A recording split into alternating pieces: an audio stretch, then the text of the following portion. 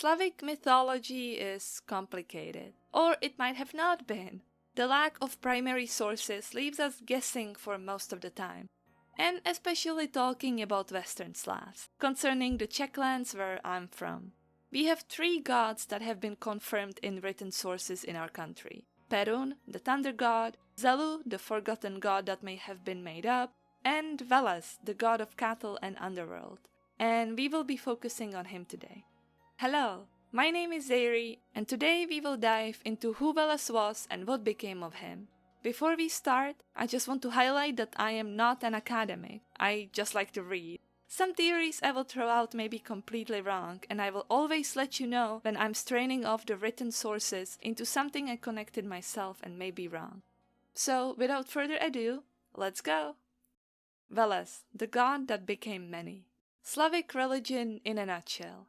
So, as I said, we don't really have that many primary sources about Slavic religion and its myths and legends. Slavic people most likely had no writing system until it was brought in together with Christianity. There's a chance there was something, given that Germanic runes were found in the Czech Republic dating from before the missionaries came, but you can't really make assumptions based on one written alphabet. With this, we have no Slavic sources from that time. Everything we have came from other cultures and missionaries. The earliest mention is from the 6th century CE, from Procopius of Caesarea. Later and more detailed mentions are from the late 9th to 10th century CE in the East. As I said, I will try to focus on the Western Slavs more. There is some writing from about the 10th century from Tietmar of Merseburg. He had some opinions about Lutic people, and he described a temple of Svarog. More later sources describe more temples of Slavic gods, but churches were built over most of them. The Czech lands have the writing of Cosmas, but he is only forbidding people from worshipping the old gods. He doesn't name them. It almost seems like the sources don't mention the names on purpose. You could say that Slavic religion was really similar to other European religions, probably actively mixing with them or coming from a similar source. Who was Veles? Veles was a god of cattle, harvest, wisdom, art, magic, and the underworld. He was the helper of farmers, priests, and oracles. Probably the son of Rod and birthed by the cow named Zemun, he fought his brother Perun to see who is going to look over the earth, but in the end he lost. He wandered the land fighting Chernobog. Once Chernobog's family invited him to a peaceful feast to settle their differences. But Chernobog being Chernobog, Veles got poisoned by wine there and fell into the underworld. There he became underworld's ruler and psychopomp for the people. Thanks to Mokosh, another Slavic deity, he was willed to be born again, leaving the underworld, but still having domain over it. He married Mokosh afterwards. He received a plow as a gift from his brother Svarog, and thanks to that he became the god of harvest, having magical wheat nearby the entrance to the underworld. Occasionally he shows himself to mortals to teach them how to work the fields and make beer, sometimes even magic. Because Veles was born of a cow, he is also the god of cattle. He is usually depicted with cow horns on his head, so when Christianity came they associated him to the devil and torn down his shrines very quickly.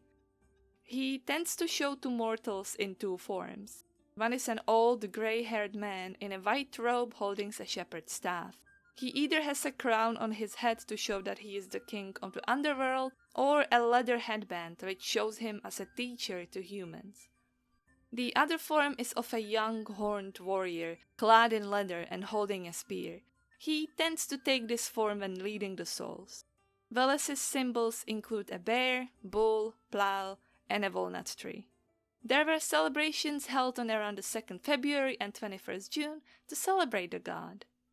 Veles and Perun are opposites, so while Perun ruled the mountains and had temples high up, Veles was usually nestled down in the valleys. During the rule of Vladimir the Great, Veles's shrine wasn't built high up with the other gods of the pantheon, but it was most likely downtown. By 988, the same Vladimir the Great took down all the idols and Veles was thrown into a river. Veles in Czech lands. There are folk sayings registered from around 15th or 16th century associating Veles with a chert or a devil. What chert, what Veles, what evil spirits woke me? Oh, leave the sins by Veles. Veles is whispering to them. In one story that we have, a husband wishes his wife turns into a goose, so she flies over the sea to Veles, in which case over the sea is understood to be underworld, even if it's already Christianized a little bit. The first god names we have mentioned are from the 14th century, nothing before that. The Book of Veles and the Battle of Perun and Veles. The Book of Veles was this document that was said to be written word from the Slavic people and their religion. In Life of Constantine, it was mentioned that while Constantine visited Slavic lands, he saw some books written in Russian-like script there. The Book of Veles was supposed to be this fabled writing. If it was true, it would be quite revolutionary, because as I mentioned, Slavs were not supposed to have a writing system before the Byzantines arrived. But, alas, the book is almost definitely a confirmed fake, made at around 1950s with even incorrect grammar in it. The same is it real, is it not real goes for the battle between Veles and Perun. This story is not in any source, so not fully folkloric. It is a reconstruction of a myth by experts, based on other mythologies or folk stories around the world. Perun has the role of the god of thunder, while Veles takes on the role of the dragon as opposing forces. It goes that Veles stole something from Perun. The god of the underworld wants to take over the heavens and they fight. Veles is killed, and in a ritual death, whatever Veles stole is released in form of rain, which causes the changes of seasons. It's not that Veles is inherently evil. In most stories that survive via folklore, you can trace him to helping mortals. But Perun and Veles were polar opposites. But as I said, this story is also heavily criticized due to the lack of sources. Czerts in Czech folklore and fairy tales.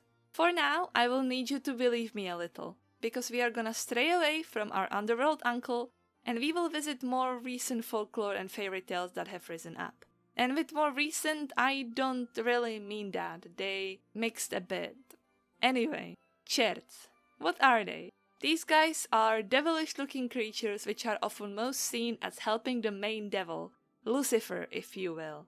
They have horns, tail, can have one hoof, or be super hairy and dirty all over. They are accepted as a mixing between paganism and Christianity. Czerts are most common in Czech Republic and neighboring countries. Krampus comes to mind as an example of a similar theme. But Czech people did something special with this figure of pure evil and sin. But I am coming ahead of myself. Czerts, in the form that we know today, have been around from around the 12th century. We can see just how much of an influence they had onto the common folk on the many sayings that are still used to this day, like burns as a chert, don't draw a chert on the wall, chert never sleeps. But where did they come from? A lot of the sources mentions the Greek god Pan and satyrs, which are in a lot of ways similar to our view of cherts.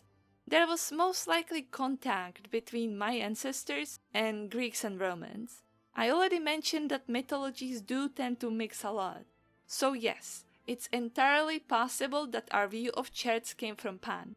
But on the other hand, why go as far as Mediterranean for this? There is another idea, and that is Veles. As I said before, Veles is a synonym to a devil in one of the old sayings in Czech writings that I mentioned. So there is a chance that certain ideas of Veles got changed into a chert, and chert is not just one, there are many. This is where my ideas come in, so I'm just gonna quickly mention, this is not supported by any papers. I'm just thinking it's an interesting theory, if you will.